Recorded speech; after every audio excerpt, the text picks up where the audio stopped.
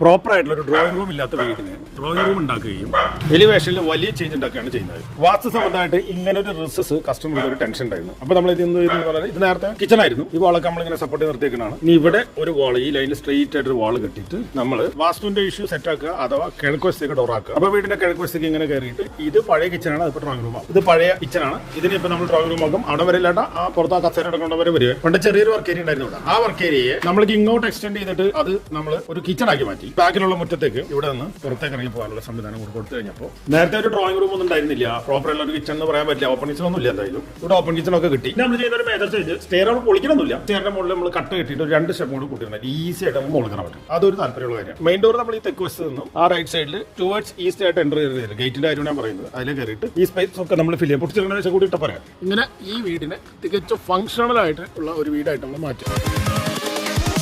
Here we go.